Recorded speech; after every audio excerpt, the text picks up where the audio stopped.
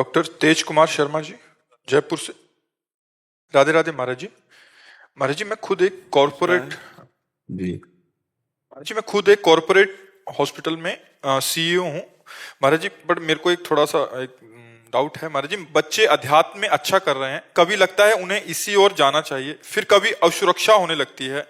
बेटी अध्यात्म गायन करती है पर आगे नहीं बढ़ पाती। पूरा परिवार कोई आगे का आध्यात्मिक रास्ता नहीं खोज पा रहा। अध्यात्म को, कॉर्पोरेट लाइफ को और बच्चों का भविष्य कैसे सुनिश्चित करें? आज हम स्कूल के बच्चे खड़े थे तो बच्चों को दुलार करते हैं। जैसे स्कूल के बच्चे आए ना, एक शब्दावली जरूर बोलते हैं उनसे।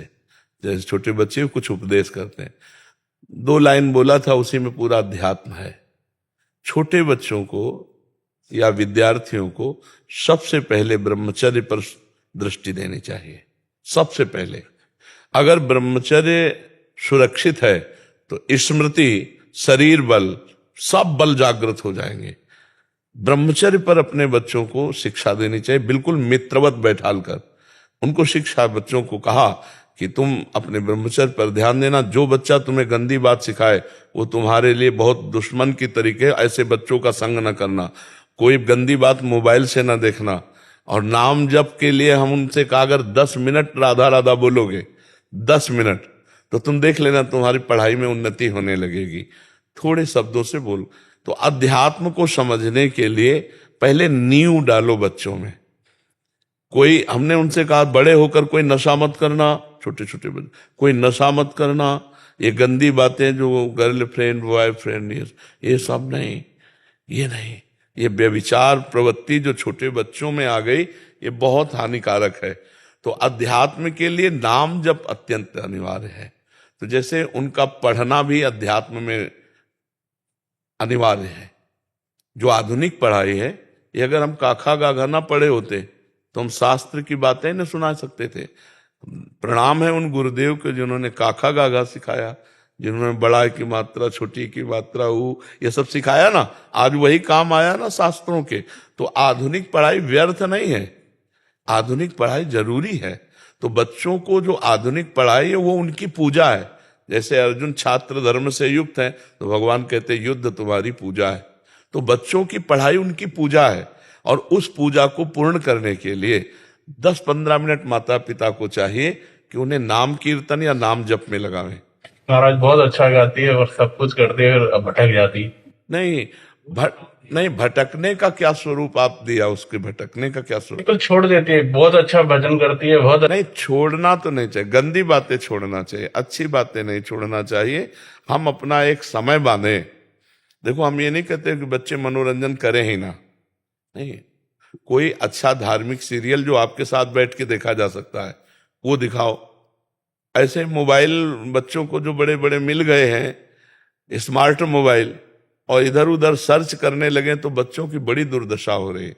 आपको तो शायद नहीं पता हो, हमें तो प्रायः ऐसी घटना हमारे पास आती रहती बच्चों की, कि मतलब बड़ी दुर्दशा। एक मन अन्न जब हमारे उदर में जाएगा, एक मन अन्न 40 किलो, तब एक बार संतान उत्पत्ति करने योग्य वीर्य तैयार होता है। 40 किलो पौष्टिक अन्न पाने पर एक बार संतान उत्पन्न करने की क्षमता वाला सप्तम धातु प्रकट होता है। अब जो रोज 2 बार 3 बार इसको बच्चे छीण कर रहे हैं, उनको तो पता नहीं, तो अपनी जीवनी शक्ति, स्मृति सब नष्ट कर रहे हैं।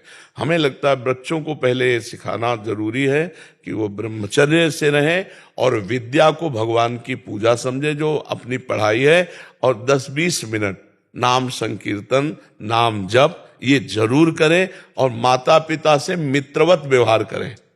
जैसे अपने दोस्त को हम हर बात बता देते हैं, ऐसे हम अपने माता पिता, और माता पिता को चाहिए कि बच्चे के ऊपर शासन प्यार वाला करे। अगर तुमसे कोई गलती हो जाए ना तो हम आगे खड़े हो जाएंगे। गलती करना मत, अगर गलती हो जाए तो तुम डरना मत, मुझे जरूर बता देना, मैं तुम्हें बचा लूंगा।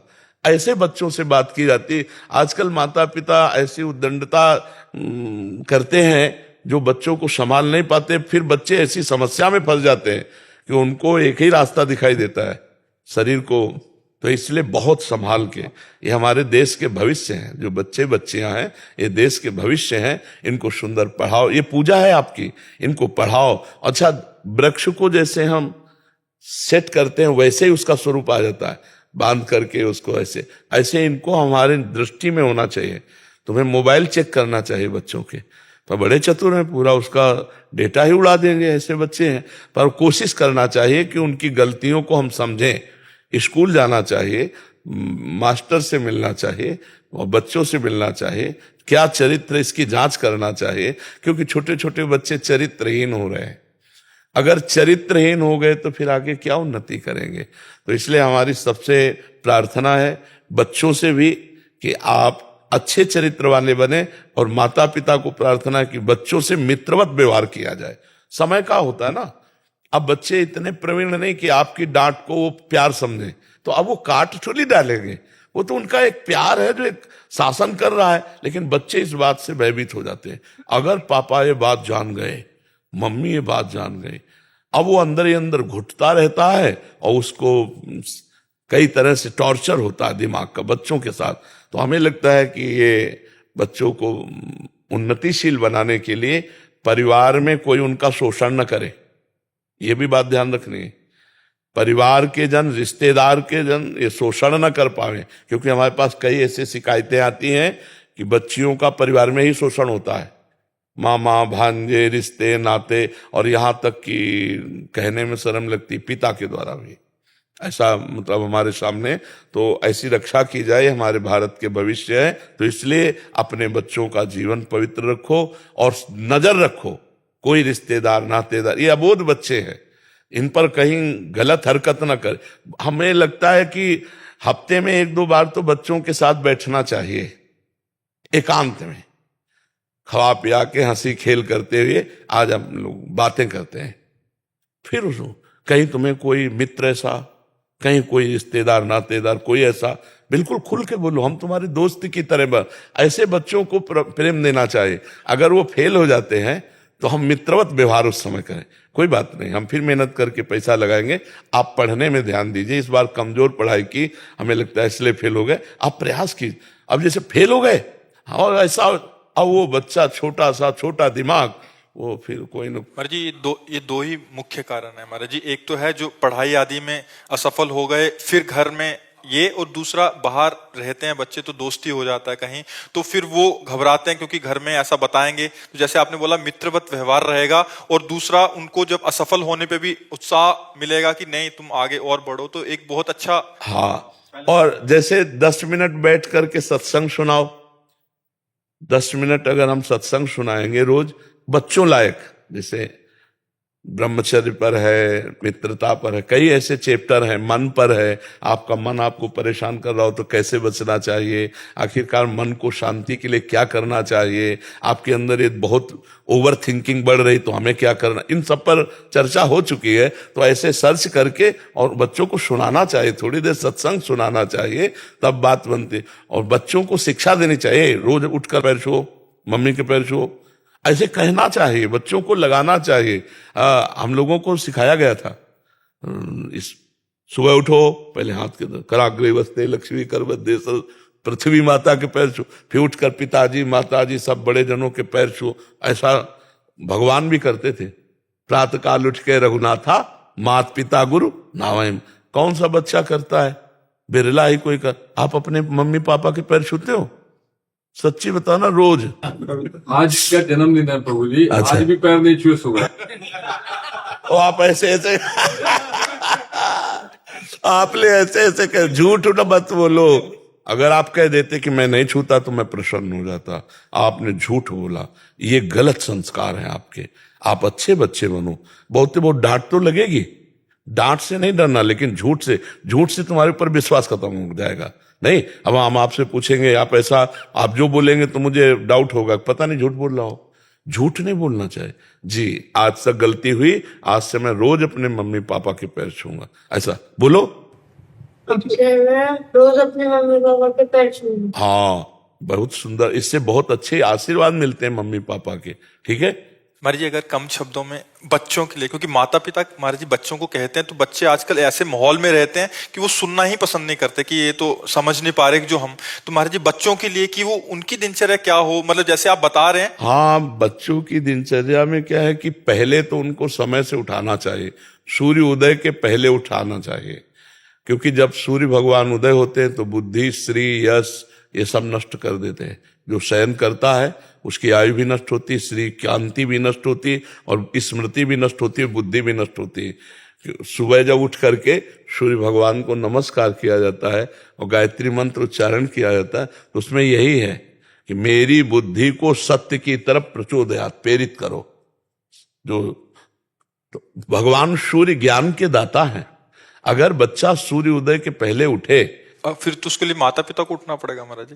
हाँ, पर आज की दिन आज की दिनचर्या है 2-3 बजे सोना और 11 बजे उठना, तो हमारा तो कोई मेल ही जोल नहीं पाता है।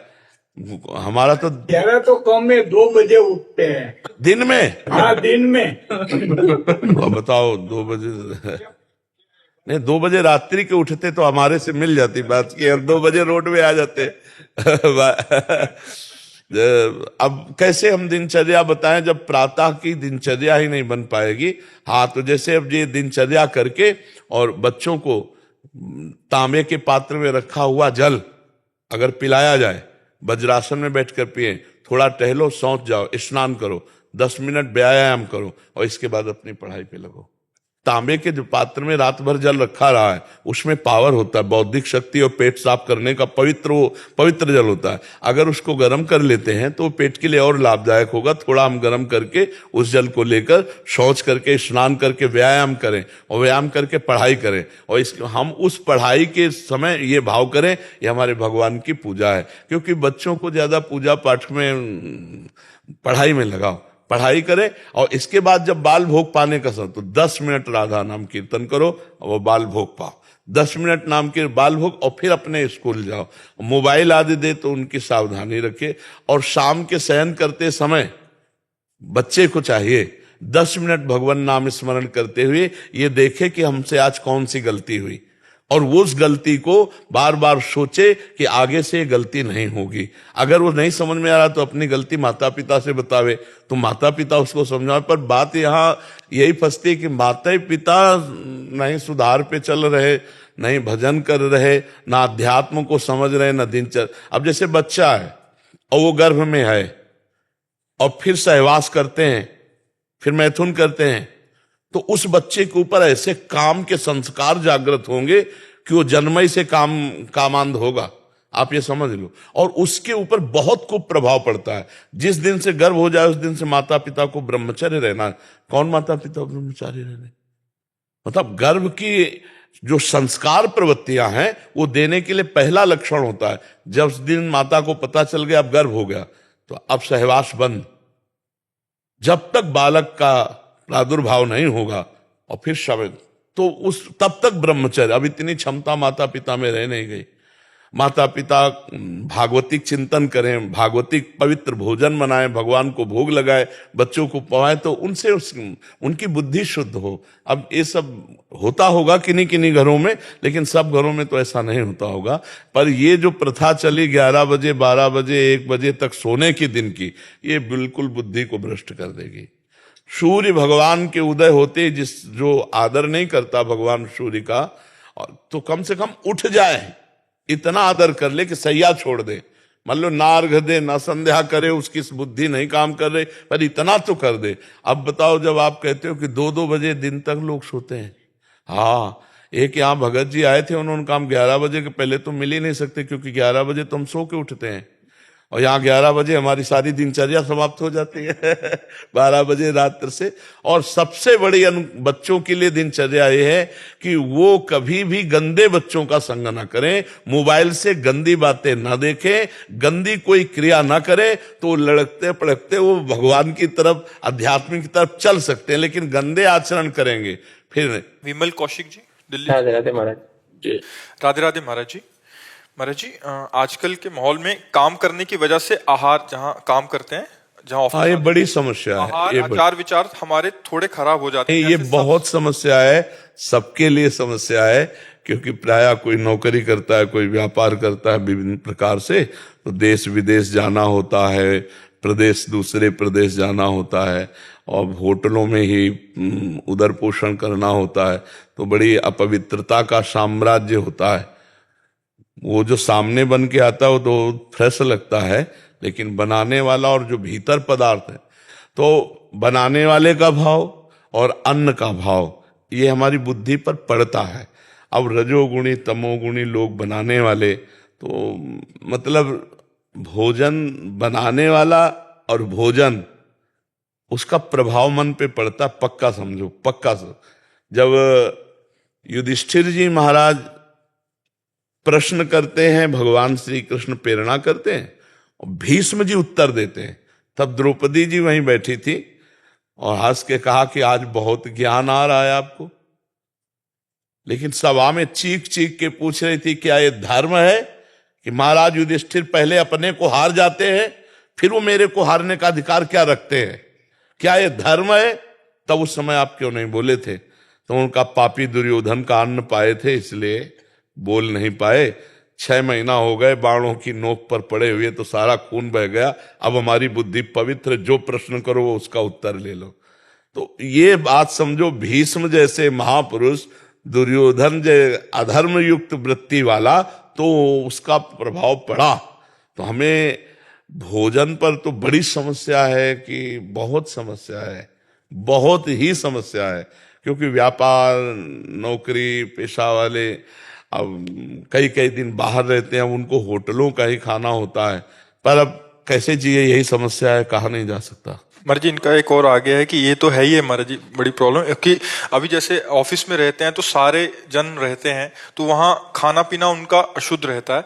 उसी के बीच में मैं खाता तो नहीं हूँ, बट बैठना पड़ता है, बट अभी साथ काम करना है तो इसलिए उन्हीं के साथ खाना पड़ता है। तो महाराज जी ऐसे आचार विचार बिल्कुल तो बड़ी समस्या है। अब जैसे आपके मित्र हैं, शराब पीते हैं, मांस खाते हैं, गंदी वस्तुएं पाते हैं, तो फिर आप उनके सामने, तो वो आपका उपहास करेंगे, आपकी अवहेलना करेंगे, उन्हीं के बीच में रहना, उन्हीं पर। ऐसे में अगर भजन कर ले गए तो भगवान की विशेष कृपा है। लंका में विभीषण जी भजन कर ले गए, नहीं कर गए? और स्थिति जिम दसनन मोह जीव विचारी, जैसे 32 दांतों के बीच में जीव, ऐसे विभीषण जी थे।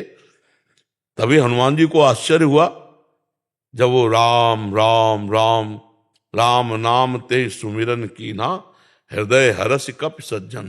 पहले तो ये शंका हुई, लंका निश्चर निकर निवासा, यहाँ कहाँ सज्जन कर वासा?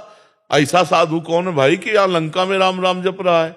तो विभीषण जी लंका में भक्ति कर लिए, तो हम भारत में तो कर ही सकते हैं क्यों? हमको अपने नियमावली में रहना। और एक बात बता दे, जय भोजन सामने जब तुम्हारे आवे तो भगवान का चिंतन करते हुए राधा राधा राधा और एक एक कवल ऐसे पाओ। तो भोजन असत वस्तु है, लेकिन राधा नाम सत वस्तु है। वो आपकी बुद्धि को भ्रष्ट नहीं होने देगी किसी भी परिस्थिति में हो।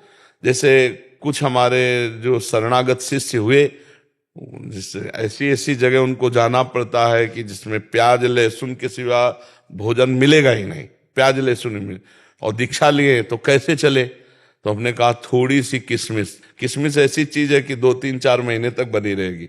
एक किशमिश भगवत प्रसादी है, उसको डालो और भगवान का स्मरण करते हुए पालो, वो कुछ नहीं बिगाड़ पाएगा। अब वो सहज में सबके लिए नहीं है, वो किसी विषम परिस्थिति के लिए, कि परिस्थिति ऐसी है। हमें लगता है कि बाहर जो घूमते हैं उनकी परिस्थिति ही ऐसी है कि प्रायः मतलब अपवित्र पात्र होंगे। अब उसी में आप पाके गए, उसी में शराब पीने वाला पाके गया, उसी में अपवित्र आचरण करने, तो पात्र तो अपवित्र है, फिर अंदर जो बन रहा है वो बड़ा। अब ये बुद्धि पर इसका प्रभाव पड़ता है, बहुत समस्या है। नहीं, इस समस्या का समाधान मतलब वो तो केवल हम बाहरी रूप से दे रहे हैं, बका कोई समाधान नहीं। हमारे जी एक ट्रक ड्राइवर आए थे, हाँ वही, हाँ कह रहे कि मैंने अभी 4-5 महीने से छोड़ दिया। मैंने कहा नहीं, आप चालू कर दीजिए। कह रहे घर परिवार में अर्थ आदि की समस्या हो रही है। कह रहे ट्रक चलाता हूँ, अभी निकले और कहाँ जाके रुकेंगे पता नहीं है। बिल्कुल। और कैसा ढाबा आदि है, तो कितना भी उनसे सात्विक लेने का प्रयास करो, बट बर्तन वही है, सब कुछ वही है, बड़ी। बिल्कुल, पर नाम जप अगर करते रहोगे तो भ्रष्ट नहीं होने देंगे, ये हमारी बात है। नाम जप, राधा राधा राधा, कैसी भी परिस्थिति में हो भगवान का नाम सादर सुमिरन जे नर करहीं भवसागर। बिल्कुल गाय के खुर को जैसे पार करना कठिन नहीं होता, गोपद इतर है। अगर सादर भगवान का नाम सुमिरन कर रहे, सब मंगल हो जाएगा। बकाया खान पान की पवित्रता तो बहुत ही समस्या है, बहुत ही समस्या है, पर जीना पड़ेगा। इसीलिए रोगों की बाहुल्यता हो रही, ब्लड प्रेशर हाई, लो, शुगर, कैंसर तो ऐसे हो रहा है जैसे बुखार होता है, इनको बुखार हुआ उनको बुखार, ऐसे कैंसर हो रहे हैं। ये खान पान की गलत सामग्रियां, अब अंदर कोई लोहे की मशीनें थोड़ी लगी आते हैं, अब किसी भी तरह के ऐसे केमिकल जाएंगे जो दूध में पड़े हुए हैं या अन्य पदार्थों में, तो नुकसान ही करेंगे। भगवान बचावे, अब कैसे कैसे कैसे जिया जाए, बहुत समस्या है। जो बाहर भ्रमण करते, हमारे अपने लोग हैं तो एक सीमा में है कि भाई ऐसे कर लो ऐसे कर लो, एक आदमी के लिए 4 आदमी के लिए व्यवस्था हो सकती है, लेकिन अब जो भ्रमण करते हैं जो ऐसे, बहुत समस्या है। तो इसलिए अपने घर में बनाओ, आटा ले आओ और भगवान को भोग लगाओ, खाओ, तो भाई पवित्रता, नहीं तो बहुत कठिन बच्चा। नाम का सहारा लो, कलयुग केवल नाम आधारा। इसीलिए गोस्वामी जी ने कह दिया केवल, केवल शब्द लगा दिया कि संयम, नियम, व्रत, उपवास, ये सब कलयुग में भगवत प्राप्ति नहीं करा पाएंगे। कलयुग में भगवत प्राप्ति केवल नाम से, कलयुग केवल नाम आधारा, सुमिर सुमिर न उतर ही पहाड़ा। तो बस राधा राधा राधा बच्चा, और जो मिले उसे भगवान को अर्पित करो, भगवान का नाम जप करते हुए पाओ, बुद्धि भ्रष्ट नहीं कर पाएगा, क्योंकि नाम चल रहा है ना। नाम पहारू दिवस निसी, अगर नाम का पहरा है तो हमारी बुद्धि सुरक्षित रहेगी। ठीक है महाराज जी, कभी कभी तो जैसे आपके महापुरुषों के संग में रह रहे हैं तो अभी कली काल का ऐसा प्रभाव नहीं, बट महाराज जी बहुत भयावा लगता है कभी कभी कि बाहर, अरे और आगे, अभी तो आप गुरुजन विराजमान है महाराज जी, आगे चल के महाराज जी कैसे कैसे नहीं है तो भयावह स्थिति, क्योंकि देखो दूसरों का हित चाहने वाले बहुत कम दिखाई देता है वो, कि हम परोपकार की भावना से, लेकिन उसमें नाम और रुपया और पैसा, तो इससे जगत कल्याण फिर नहीं होता है। अब जैसे श्री स्वामी राम सुखदास जी महाराज थे, निष्काम संत, कभी अपने लिए कुछ, अब गए तो मानो भारत का भाग्य लुट गया। ऐसे संत जो देश मंगल के लिए, जगत मंगल के लिए बहुत कम, मतलब बहुत कम, वो बहुत विचित्र है, मतलब बहुत विचित्र अब ये है कि कलिकाल बढ़ेगा इसी से, जब परमार्थिक संत अंतर ध्यान हो जाएंगे। अभी तो अंगुलियों में गिन सकते हैं, ये तो नहीं कह सकते कि बहुत है, अंगुलियों में गिन सकते हैं। निष्काम संत, जिनका उद्देश्य है भगवान की आज्ञा से भगवान का जस गाना, भगवान के लिए गाना, भगवत स्वरूप जगत का मंगल। सर्वे भवन्तु सुखिना सर्वे संत निरामया, ये बिरले ही हृदय से, बाहर तो, लेकिन अंदर की लालसा क्या है, उसी से जगत मंगल होता है। तो सुबह से लेकर के 11-12 बजे तक भजनानंदी संत भजन करते थे, सुबह 3 बजे 2 बजे बैठ गए, और उस भजन का जगत मंगल के लिए प्रयोग करते थे। अब हर समय कान में मोबाइल है, अंतर्मुख कब होने गए? सोचो, वो कुन करता रहता है, थोड़ी देर में अंतर्मुख कब होंगे? 8 घंटे 10 घंटे लगातार मंत्राकार वृत्ति, तब कहीं भगवदानंद की स्फूर्ति होती थी। अब ऐसे ऐसे प्रपंच फैल रहे हैं कि केवल एक तरह से समझ लो नाटक जैसा हो रहा है। असलियत में वो जो बात है ना, वो बहुत मुश्किल की बात रह गई। जो भगवान की प्राप्ति कराने वाला मार्ग है वो गुप्त होता जा रहा है, निष्काम। और अगर हम सेवाएं हैं, जैसे मतलब संत सेवा, भगवंत सेवा, गुरु सेवा, तो भगवान अपने आप व्यवस्था करते हैं, भगवान व्यवस्था करते हैं।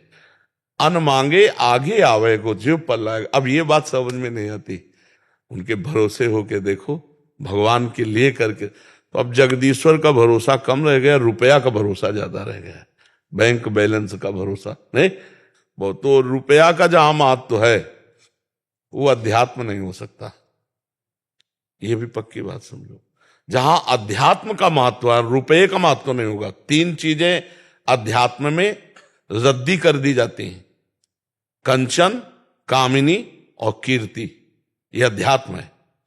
और आज प्राण दिए हम इसी के लिए, और इन्हीं का अध्यात्म भंजन करता है, खंडन करता है।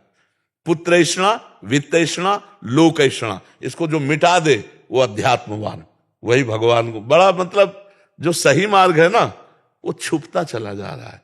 शास्त्रों की व्याख्या हम अपने अनुकूल करने लगे हैं, धर्म के अनुकूल नहीं, अपने अनुकूल करने लगे। बड़ा मतलब, तो इसलिए बहुत भगवान की कृपा है, अभी अवसर है, निकल चलो, भगवान का नाम जप करो, अपने कर्तव्य को पूजा समझो, कोई नशा मत करो, पराई माँ बहन बेटियों की तरफ काम दृष्टि न रखो, साधु हो, घर में रहते हुए साधु हो। तुम्हें कहीं और भागने की जरूरत नहीं हो, चाहे जहां भाग के जाओ, माया सब जगह है। कोई ऐसी जगह बताओ जहां माया ना हो, और कोई ऐसी जगह बताओ जहां भगवान ना हो। तो जब कहीं भी भाग के जाओ तो माया मिलेगी ना, तो ऐसे ही कहीं भी भाग के जाओ तो भगवान मिलेंगे ना। तो तुम्हारे घर में भी तो भगवान है, जब सर्वत्र है तो तुम्हारे घर में भी है। अगर माया सर्वत्र है तो कहीं गुफा में जाओगे तो वहीं भी माया पहुंच जाएगी। भागने की जरूरत नहीं, नाम जप करो बस, कोई गंदा नशा न करो, कोई गंदा आचरण न करो, बढ़िया जीवन है। और भगवान की प्राप्ति सहज में होती है, ध्यान रखना, सहज हो जाओ, भगवान के हम हैं। बिगड़ी जन्म अनेक की वही सुधरे आज, होई राम को।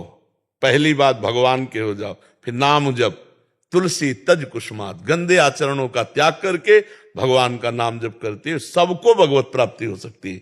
पर नाम जपना बहुत कठिन है, गंदे आचरणों का त्याग करना बहुत कठिन है। और हम श्री भगवान के, श्री भगवान हमारे, ऐसा हर समय ठसक रहना ये बहुत कठिन है। अगर यही धारण कर ले तो मंगल हो जाए। आदित्य जी उत्तराखंड से। राधे राधे। राधे राधे महाराज जी, आपके चरणों में कोटि कोटि प्रणाम। महाराज जी, हम जैसे ही थोड़ा नाम जप संग्रह करते हैं वो संसारिक कर्म करते हुए विषय विकारों के छिद्र से खर्च हो जाता है। महाराज जी हम नाम तो खर्च नहीं होता, किसका है? नाम नहीं खर्च होता, नाम अविनाशी है। वो ऐसा नहीं कि तुम्हारे किसी पाप कर्म से नष्ट हो जाएगा। पाप कर्म अलग डिपार्टमेंट है, और भगवान का त्रिगुणातीत अविनाशी सच्चिदानंद नाम अलग है। उसका आपको दंड मिलेगा जो पाप करोगे, लेकिन ये नाम आपकी उन्नति करेगा, आपको भागवती घसीटेगा भगवान की तरफ, आपकी बुद्धि में चलन पैदा करेगा कि आप गलत कर रहे हैं। अगर और नाम बढ़ा दें तो पाप और पाप की प्रवृत्ति दोनों का नाश करके वो सच्चिदानंद सुख, नाम कभी नष्ट नहीं होता। जैसे भगवान अविनाशी है ना, ऐसे भगवान का नाम अविनाशी है। मानो आप 10 माला नाम जप करते हैं, फिर आपकी मनोवृत्ति गंदे आचरण में जाती है, आप उसे नहीं रोक पा रहे हैं, तो उसका दंड मिलेगा आपको, लेकिन इसका पुरस्कार मिलेगा। और ये नाम अविनाशी आज नहीं, आज अभी से लेकर अनंत काल तक आपको सुख देता रहेगा। नाम में बहुत सामर्थ्य है। अब ये कि जैसे गेहूं आज वो तो आज ये नहीं काट लोगे, उसके लिए 6 महीना फसल तैयार करनी होती है। ऐसे वर्तमान का जपा हुआ नाम वर्तमान में ही काम कर रहा है। जैसे व्यक्ति भूखा हुआ बहुत दिन का हो और एक एक कवल भोजन पावे तो तृप्ति, पुष्टि, क्षुधा निवृत्ति हो रही है, पर उसे पता नहीं चलेगा। उसे पता चलेगा जब कम से कम आधा पेट हो जाए।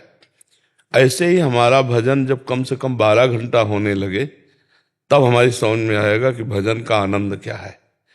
एक कवल भी अपना काम कर रहा है, ऐसे एक एक नाम जो जप कर रहे हैं तो संसार से निवृत्ति, परमात्मा के स्वरूप का ज्ञान और प्रेम, ये तीनों बराबर बढ़ते। लेकिन पता तब चलेगा जब आधा पेट कम से कम भोजन हो जाए। ऐसे कम से कम आधा समय हमारा भजन में जाने लगे, 12 घंटा उठते बैठते चलते फिरते भगवान का, तब उसको समझ में आएगा।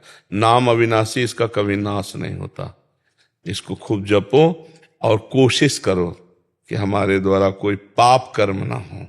अगर भूल चूक से हो जाते हैं तो भगवान से प्रार्थना करो कि आगे बार हमको सामर्थ्य दो कि मैं अगली बार ना कर पाऊं। भगवान ऐसी कृपा करेंगे। हम लोग बहुत फिसड्डी स्वभाव के हैं, जरा में फिसल जाते हैं, तो हमें थोड़ा ज्ञान हो भगवान के भजन से कि हमारा मार्ग क्या है, सुख क्या है, किसमें सुख है, तो हम सही मार्ग का चयन कर पाए। पर बड़े बड़े ज्ञानियों को भी फिसला देती है, ऐसी भगवान की माया है। चूक हो जाना कोई बड़ी बात नहीं है, चूक सबसे होती है, लेकिन बार बार चूक होना है नहीं। चूक सबसे होती है, लेकिन बार बार चूक होना, फिर वो चूक ना होकर वो अपराध बनता है। मतलब एक बार हमसे तो चूक हो गई, तो राहती न प्रभु चित चूक किए की, करत सुरति सयबार ही की। प्रभु अपने जनों के द्वारा चूक हुई को हृदय से नहीं देखते। उसके हृदय की बात को ये करना नहीं चाहता था, पर मेरी माया की प्रबलतावश ये चूक। लेकिन बार बार को चूक नहीं कहते, बार बार को अपराध कहते हैं। तो हमें लगता है आप कोशिश करो कि जिन गलतियों को आप जानते हो उनकी पुनरावृत्ति ना हो। अगर फिर भी हो जाती है तो निराश और उदास और हताश होने की जरूरत नहीं। ये बहुत बड़ा फिसलन का मार्ग है, तो हम कभी भी फिसल सकते हैं, पर हम कोशिश करें कि ना फिसले। भगवान बल देंगे, भगवान कृपा। बहुत बड़ा फिसलन का मार्ग है। अपने लोग जिंदगी चले ना, तो अपने लोगों को पता है। देखो, तुम्हें भूख लगी, भोजन पा लिया, तो तुम भूख का स्वाद क्या जानो। तुम्हें भूख लगी, भोजन पा लिया, तो तुमने भूख का स्वाद क्या चखा है। तुम्हें काम पीड़ा लगी, भोग कर लिया, तुमने काम की जलन को क्या जाना। तुम्हें जो लगा वो सब है, लेकिन जो लगे उसको सह जाए, तब पता चलता है त्राहिमाम प्रभु कितना जलन देते हैं ये संसार के विषय, ये भोग। तब वो धीरे धीरे जलते।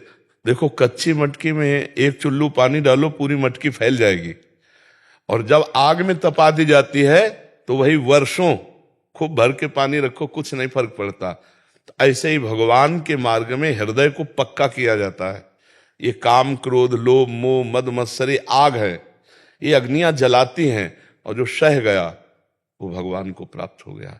यम ही न व्यथ्यन्ते ते पुरुषम पुरुषर्षभ सम दुखा सुखाधीरम स्वमृतत्वाय कल्पते। वो अमृत पद का अधिकारी हो जाता है जो इन वेगों को, काम का वेग, क्रोध का, भूख का, प्यास का, वाणी का, अहंकार, इन सब वेगों को जो भगवान का आश्रय लेकर सह जाता है। पर है बहुत कठिन।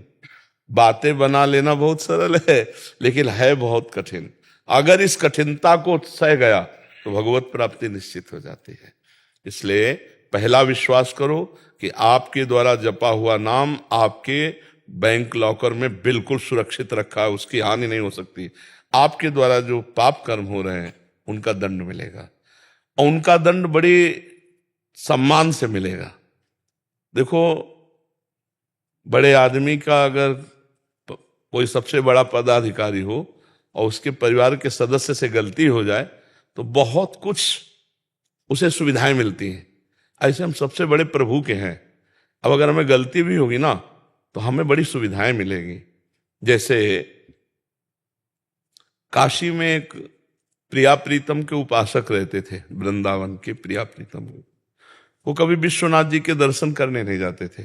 प्रिया प्रीतम के आठों पैर सेवा में लगे रहते थे, तो कहीं जाने की जरूरत भी नहीं। तो विश्वनाथ जी के एक बड़े ज्योतिषाचार्य जो प्रथम पार्षद थे, उनको बड़ी जलन हुई। उनका बड़ा नाम यश था प्रिया प्रीतम की जो उपासना, कि ये इतने बड़े भक्त होकर के वैष्णवा नाम यथा शंभु भगवान शंकर के दर्शन विश्वनाथ जी की नगरी में रह के करने नहीं आते। तो उन्होंने विचार में लिखा था, कल म्लेच्छ सेना आएगी और उनका सर्व विनाश कर देगी। तो उन्होंने कहा, हाँ, ये फल तो होना ही चाहिए, जो विश्वनाथ जी से विमुख है। और वो 12 बजे म्लेच्छ सेना आएगी, तो 12:30 बजे पहुंचे कि देखें अब तो सब विध्वंस हो गया होगा। तो जो वैष्णव थे वो स्नान कर रहे थे, वहां कुछ विध्वंस नहीं हुआ। तो उनका, मेरी ज्योतिष भगवान शिव के द्वारा दी हुई है, ये कभी व्यर्थ हो नहीं सकती। तो जब वो नहा के आए स्नान करके, तो उनका वैष्णव से कहा कि महाराज, आपका तो इस समय हमारी ज्योतिष कह रही म्लेच्छ सेना आना चाहिए और वो विध्वंस करना चाहिए। तो उनका आई थी और विध्वंस कर गई। तो बोले, क्या विध्वंस, यहाँ तो सब ऐसा है। बोले, नहीं, जब भोग लगा रहे थे ठाकुर जी का तो हम ऐसे हुए, तो हमारे ध्यान में तंद्रा सा आ गई, और तंद्रा में देखा म्लेच्छ सेना आई और सब विध्वंस कर गई। तभी तो नहा के आए कि चलो ऐसे ही सही, पर म्लेच्छ छू गया तो इसलिए ना, प्रगट में कुछ नहीं हुआ। इतना बुरा प्रारब्ध उनके तंद्रा में स्वप्न जैसा बन के निकल गया। ये बुरे से बुरा प्रारब्ध भी भक्त का ऐसे निकल जाता है जो नाम जापक है। बहुत बुरा प्रारब्ध, जैसे बहुत बुरा प्रारब्ध है इस शरीर का, लेकिन भगवान हमारी दिनचर्या चला रहे हैं। 12 बजे रात्रि से दिनचर्या। प्रारब्ध है, पर कितना सुंदर भगवान कटवा रहे। नहीं यही अस्पताल में पड़े काट सकते हैं। भगवान हमारे से कथा चर्चा प्रश्न उत्तर भजन साधन जो हमारी दिनचर्या है वो करा रहे हैं। अब ये बुरा प्रारब्ध किसी जन्म का भयंकर पाप आकर के टूट पड़ा और भगवान के भजन ने संभाल लिया। भगवान की शरण में है तो देखो आपके सामने बैठे हैं, प्रश्न उत्तर कर रहे हैं, भगवत चर्चा कर रहे हैं, आरती सेवा पूजा पाठ सब चल रहा है। अगर हम भगवान की शरण में ना होते तो दुर्गति हो जाती। तो देखो ये हम इसलिए उदाहरण दे रहे हैं कि भजन अपना प्रभाव दिखा के रहता है। अगर भजन भगवान का जीवन में ना किए होते तो बहुत दुर्गति होती है। लेकिन इसके सोचने का समय नहीं, हर समय एक नया आनंद, एक नया उत्साह, एक नई प्रफुल्लता भगवान देते रहते। ये भगवान की शरण की बात। और ये शरीर तो जाएगा ही जाएगा, आज नहीं तो कल जाएगा, पर जहां जाना है वहां पास हो गया है, अब कोई चिंता नहीं है। भजन कभी निष्फल नहीं होता, भजन कभी नष्ट नहीं होता, और भजन करने वाले के जीवन में कभी धोखा नहीं होता। संसार धोखा दे सकता है, भगवान का नाम नहीं। इस भजन सारथी सुजाना, भगवान का नाम वो सारथी है कि आपको ऐसे मार्ग में ले जाएगा जहां परमानंद परम सुख मिले, इस लोक में भी और परलोक में भी। पक्का मानो। भगवान की कृपा का हम तुम्हें कैसे बताएं। ये सब रूपों में भगवान है, सब रूपों में भगवान हमें प्यार दे रहे हैं। जपते रहो, परिणाम में देख लेना। वो मंगल होगा कि जैसे तुम हम कह रहे ना ऐसे तुम कहोगे। अगर हमको अनुभव ना होता, हमको ये तो बाहरी बातें तुम्हें बता रहे हैं, अंदर की बात तो बता ही नहीं सकते। वाणी की सामर्थ्य नहीं है कि जो जीवन का लक्ष्य है वो भगवत प्राप्ति है, और भजन के द्वारा ही सारे सुखों का तुम संग्रह कर सकते हो। अगर भजन नहीं है और सब सुख तुम्हारे पास है तो तुम खुश नहीं रह सकते। देख लेना, तुम शीतल नहीं रह सकते, तुम्हारा हृदय ठंडा नहीं हो सकता। हर्षित होगे, शोकित होगे, कामनाओं की भीड़ लगी रहेगी। आप सब देख लो ना, हृदय क्या ऐसा कहता है, अब कछुनाथ न चाहिए मोरे। ये तभी होता है जब भजन होता है। जब भजन डट के हुआ, जहां भगवदानंद मिला तो वह हृदय से निकलने लगता है, कुछ नहीं चाहिए, कुछ नहीं चाहिए प्रभु। और जिसके हृदय में कोई चाह नहीं होती वो बादशाह का बादशाह है। चाह मिटी चिंता मिटी मनुआ बेपरवाह, जिनको कछु न चाहिए वो शाहन के शाह। इसलिए खूब नाम जप करो, पाप कर्म से जितना बन सके बचाओ, अपने को गंदा होने से बचाओ। कपड़ा धोए और फिर गंदा करें, फिर धोए फिर गंदा करें, तो इससे तो हमारा समय बर्बाद हो रहा है। जब हमको साफ करना ही है तो गंदा क्यों करें। हम थोड़ा गंदगी से बचे, गंदे आचरणों से बचे, जिससे हमारे हृदय में नाम का प्रकाश हो। शेरी जी हैदराबाद से। राधे राधे महाराज जी। महाराज जी, पूर्व जन्म के अच्छे कर्म और भगवत कृपा में क्या अंतर है? कैसे समझें कि कौन से पूर्व जन्म के अच्छे कर्म है और कौन से भगवत? हाँ, दो प्रकार के कर्म होते हैं, एक शुभ और अशुभ। शुभ को पुण्य कहते हैं, जिसका परिणाम सांसारिक सुख होता है, सांसारिक उन्नति होती है, सांसारिक लाभ होता है। जो अशुभ कर्म होता है वो विपत्ति, रोग, दंड, बाधा, चिंता, शोक इनके रूप में आता है। लेकिन जो कृपा होती है वो संत समागम, भगवान के नाम जप में रुचि, भगवान के लीला धामों में आसक्ति, भगवान की लीला चरित्र सुनने का सौभाग्य, ये कृपा से होता है। अब मोहि भाव भरोस हनुमंता, बिनु हरि कृपा मिले नहीं संता। संतों का मिलन भगवान की कृपा। अब धाम आए तो प्रथम यथामति प्रणमो श्री वृंदावन अति रम्य, श्री राधिका कृपा बिनु सबके मन न गम्य। महारानी जी की, प्रिया जी की कृपा के बिना कोई मन से भी नहीं सोच सकता कैसा होगा वृंदावन। अगर वृंदावन आए हो तो मेरी लाडली जी ने अपार कृपा की है। जिनको वृंदा विपिन है, कृपा तिन्हीं की है। कृपा शब्द आता है। अब नाम जब तो हरिवंश कृपा, हरिवंश कहें, हरिवंश कहें, हरिवंश लहें। प्रभु की कृपा से ही प्रभु का नाम जप किया जा सकता है, और जो प्रभु का नाम जप करता है वो प्रभु की कृपा से प्रभु को प्राप्त करता है। तो कृपा में और शुभ कर्मों में अंतर यह है कि शुभ कर्म आपको बहुत से बहुत सांसारिक लौकिक सुख, लौकिक अनुकूलता, लौकिक स्वस्थता, लौकिक संपत्ति दिला सकते हैं, लेकिन मन की शांति नहीं। और भगवान की कृपा से साधु समागम, नाम में रुचि, धाम में प्रीति, भगवत लीला कथा श्रवण में रुचि, इससे परम शांति की प्राप्ति होती है, परम आनंद की प्राप्ति होती है। बात समझ में आया? कृपा और शुभ कर्मों में जमीन आसमान का अंतर है। किसी के इतने बड़े पुण्य नहीं है कि हम जो है मनुष्य शरीर प्राप्त करते। ये कबहू का करि करुणा नर देही और देत ईस बिनु हेतु सनेही। हमें तो कृपा ही कृपा नजर आ रही। हमारे तो पुण्य तो क्या, हमारे तो पाप प्रकट है, पुण्य क्या कर पाते। ये तो कृपा ही है कि जो हमें मनुष्य शरीर दिया, हमें भजन मार्ग का परिचय दिया, भजन में लगाया, धाम आदि का वास दर्शन आदि, ये सब कृपा है।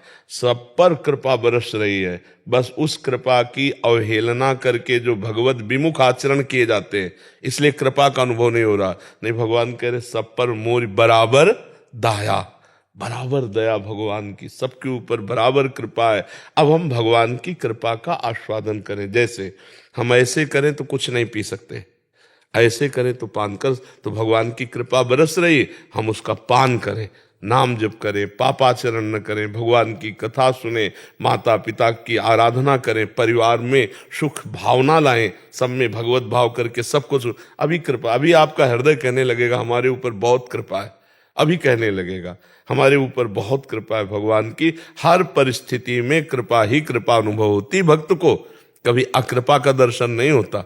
हमारे भगवान ऐसे कृपालु हैं, जन अवगुण प्रभु मान न काऊ, दीन बंधु अति मृदुल स्वभाव। तो कृपा तो अलौकिक होती है और ये जो पुण्य होते हैं वो लौकिक होते हैं। वो लौकिक लोग पर लोक के सुख दे सकते हैं, वो भगवान की प्राप्ति नहीं करा सकते हैं। हाँ, एक पुण्य है साधु सेवा। अगर संतों की सेवा बन गई तो ये पुण्य जो है भगवान की प्राप्ति करा देगा। अगर सुकृत कहा जाए तो यही, कदा वा खेलंतो ब्रजनगर वीथीश हृदयम हरंतो श्री राधा राधा ब्रजपति कुमारो सुकृतिना। सुकृति माने पुण्यवान। ऐसे किसी पुण्यवान को गलबहियां दिए हुए प्रिया प्रीतम वृंदावन में चित्त का अपहरण कर लेते। कौन? जो रसिक चरण सेवी है। क्योंकि रेमन रसिकन संग बिन रंच न उपजय प्रेम। अगर भगवत प्रेमी महात्माओं की चरण सेवा बन जाए तो ये सेवा भगवत प्राप्ति करा सकती है, और किसी पुण्य में ताकत नहीं। वो तो लौकिक सुख दे सकते हैं। पुण्य क्षीणे मृत्यु लोके विसंति, आप स्वर्ग आदि जाकर भोग कर सकते हैं, फिर यहाँ आना पड़ेगा। आना जाना मिटता है भगवान की कृपा से, संतों की कृपा से। भगवान की कृपा से संत मिलते हैं और संत की कृपा से भगवंत मिलते हैं, पक्का समझो। भगवान के अगर प्रेमी जनों का संग न हो तो भगवान की प्राप्ति हो ही नहीं सकती। विभीषण जी की शुद्ध शरणागति हनुमान जी के मिलने के बाद हुई है। तुरंत लंका से निकल पड़े भगवान के भरोसे। नहीं तो भजन तो बहुत दिनों से कर रहे थे, पर जब हनुमान जी का दर्शन हुआ तब विश्वास हुआ कि भगवान की मेरे ऊपर बहुत अनुग्रह कृपा दृष्टि है, और छोड़ करके भगवान की शरण में आ। संत मिलन मतलब भगवंत मिलन का पहला सोपान शुरू हो गया। अगर संत मिले तो मतलब भगवान के मिलने की अब हमारी पहली सीढ़ी तैयार हो चुकी। अब इसी से अध्यात्म की भूमिका बढ़ने लगती है। यदि हम उनकी आज्ञा पे चले, उनकी बात माने, उन पर विश्वास करें, उनकी बात पर विश्वास करें, तो भगवत प्राप्ति। तभी भगवान श्री राम जी नहीं कह रहे प्रथम भगति संतन करि संगा, दूसरी रति मम कथा प्रसंग। पहली सीढ़ी, पहली भक्ति। भगवान अगर संत समागम कर दिए, इससे बड़ी हमारे ऊपर कृपा नहीं हो सकती। सुत दारा धन लक्ष्मी पापियों के घर हो, संत समागम हरि कथा तुलसी दुर्लभ, उमा संत समागम सम न लाभ कछु आन। तात स्वर्ग अपवर्ग सुख, धरी तुलाए कंग, तूलन ताय सकल मिली, जो सुख लव सत्संग। क्षण मात्र के भगवत प्रेमी महात्मा के संग से जीवन के जन्म संचित कर्म भस्म हो जाएं। अगर उनकी हम बात मान ले और चल पड़े, बात मान ले, बात ना माने तो फिर अगम्य हो। महासंगस्त दुर्लभ हो पर अगम्य हो, बात मान ले तो अमोघस्य, निश्चित भगवत प्राप्त। अभिजीत विशेन जी लखनऊ से। राधे राधे महाराज जी। राधे राधे महाराज जी। महाराज जी, क्या संतों के आशीर्वाद से व्यक्ति का भाग्य बदल सकता है या भाग्य परिवर्तन के लिए स्वयं के कर्म ही प्रमुख भूमिका निभाते हैं? हाँ, ये बात समझना है कि संतों के आशीर्वाद से हमारे कर्म सुधरते हैं। हमारे जो कर्म हैं, कुकर्म की तरफ जा रहे थे, अब वो सुकर्म होने लगते हैं और फिर गुणातीत होने लगते हैं। जो अहंकार रहित कर्म होता है वो गुणातीत स्थिति को प्रदान करता है। जो अहंकार युक्त होता है वो गुण के अंतर्गत कर्म। पहले हमारे कुकर्म सुधरेंगे, सुकर्म होंगे, फिर सुकर्म का कर्ता भाव भी जाएगा। ये संत आशीर्वाद है। ऐसा हम नहीं मान सकते कि वो तेज निकला जैसे पोस्टर में लेबल होते हम। हाँ, ये बातें हमें थोड़ा कम समझ में आती है। जब फूंक मार दिया नहीं नहीं, ये तो हमारी समझ की परे की बात। या फिर प्रश्न किया नहीं, हाँ, ये हमारे समझ की परे की बात है। वो जब भगवान समझा देंगे तो आपको बता देंगे। अभी हमें इतना ही समझ में आया है कि संत संग से हमारी जो कुमति है वो सुमति में बदलती है। हमारे अंदर विवेक जागृत होता है, सत असत का निर्णय होता है, असत का त्याग करके सत में स्थिति होती है। बिनु सत्संग विवेक न होई, राम कृपा बिनु सुलभ न सोई। संत संग का फल क्या है? ये विवेक होना। विवेक होना नहीं, अब ऐसे वैसे वाली बात तो हमें समझ में नहीं है। हाँ, इतना हम जरूर देखा कि सिद्ध महात्मा जन, जैसे आप प्रियजन हो उनके, और कोई बुरा प्रारब्ध आपको परास्त करने वाला हो, आप सेवा में हो, तो आप जान नहीं पाए, वो अपने ऊपर प्रारब्ध ले लिए, खुद भोग लिए। ऐसे नहीं, ऐसे आज तक अब हो तो रहा है, बहुत ऐसा नहीं हो रहा, लेकिन हमने ऐसा शास्त्रों में नहीं पाया। कहा मुनीस हिमवंत सुनु, जो कछु लिखा लीलार, देव दनुज मुनि नाग नर, को न मेटनी हार। आप जरा इस दोहा पर ध्यान दीजिए। सुनहु भरत भावी प्रबल, बिलखि कहो मुनिनाथ, हानि लाभ जीवन मरण जस अपजस विधि हाथ, को न काहू के सुख दुख कर दाता, निज कृत कर्म भोग सुनु भ्राता। अवश्य में भोक्तव्यम कृतम कर्म शुभासो। हमारा भजन, हमारी साधना हमारे लिए नहीं है, वो सब आपके लिए है, जगत के लिए। सर्वे भवन्ति सुखना सर्वे संत निरामया। हमारा तो हो गया, हम तो फ्री में नौकरी कर रहे हैं आपके लिए। सच्ची मानिए, हमारे जीवन का उद्देश्य अब हमारा नहीं है, हमारे जीवन का उद्देश्य आप है। संत सहायक पर लागे। हाँ, हमारे जीवन का उद्देश्य आप है। अब यह है कि इसमें जितनी बातें आप पकड़ोगे और चलोगे, जैसे आप कह रहे हैं अब मुझे मीठा लगने लगा परमार्थ, अब मुझे अच्छा लगने लगा, मैंने गंदे भोजन त्याग दिए, गंदा पेय त्याग दिया, ये है कृपा। इसे ये सभी मुझे तो नहीं समझ में आया। जादू टोना जंतर मंतर, ऐसे मन संभलेगा, राम राम में लगाओ, हरि हरि में लगाओ, कृष्ण कृष्ण में लगाओ। हम तुम्हारे मन की सब बात बता दें तो क्या हो जाएगा? तुम सच्चिदानंद में डूब जाओगे क्या? तुम परमात्मा स्वरूप में स्थित हो जाओगे क्या? होगा तब जब मन को निरंतर प्रभु में लगाओगे। सच्ची बात मान लो, उठते बैठते चलते फिरते राधा राधा राधा राधा, फिर देखो आनंद की बौछार अंदर से आने लगेगी। अभी थोड़ा कम है, बड़े बड़े संत महात्मा विराजमान है, आगे चलकर केवल केवल ही पाखंड का बोलबाला रहेगा। कलयुग तभी बढ़ेगा ना। अभी तो मान लो विज्ञ संत जन है जो परमार्थ को जानते हैं, नहीं तो पूरा का पूरा नाटक, कोरा नाटक। सत्य मार्ग को समझना, सत्य मार्ग में चलना थोड़ा कठिन है, लेकिन सत्य से ही आनंद मिलेगा। आप इतनी बात समझ लीजिए। बार बार प्रार्थना करते, कोई भी इतना बड़ा, जब एक तांत्रिक था वो संतों को परेशान करता, तो करपात्री जी गए, धर्म सम्राट करपात्री, नारायण नारायण नारायण, शुरू करो अपना तंत्र मंत्र। अब वो थोड़ी देर कुछ नहीं, तो उनका आप धर्म सम्राट करपात्री जी हो क्या? उसने देखा तो था नहीं, तो उनका तुमको इससे मतलब नहीं, तुम चैलेंज करते हो बहुत बड़े तांत्रिक, तुम्हें जो आता हो कहो। और हम 3 बार नारायण नारायण कहेंगे, और अगर संकल्प कर लिया तो तू समझ, तो चरणों में गिर गया। और हमारा मन प्रभु में अगर लगाए तो वो भोग हमको कष्ट नहीं देगा। यही उपाय है। सा वही मना कृष्ण पदार विंदे। अगर मन सुख दुख का भोगता मन है और मन परमात्मा में लगा है तो आनंद है ना। शरीर स्वस्थ है, मन भोगों में लगा है तो जल रहा है, वो जल रहा है। जब भगवान को यहां आकर के चैन से रहने को नहीं मिला तो तुम्हें कहां से मिल जाएगा? हमें बता दे। है? सुबह राज्याभिषेक हो रहा है, सामयिक 14 वर्ष का वनवास हो रहा है, पैदा हो रहे हैं, कंस कारागार में ले जाए जा रहे हैं, गोकुल में वहां पूतना जा रही है, तृणावर्त जा रहा है, सकटासुर जा, भाग के वृंदावन आए, वत्सासुर, बकासुर, अघासुर, कहीं चैन से रहने, भगवान को चैन से रहने नहीं दिया संसार, तुम एकाध से चैन से रहने देगा।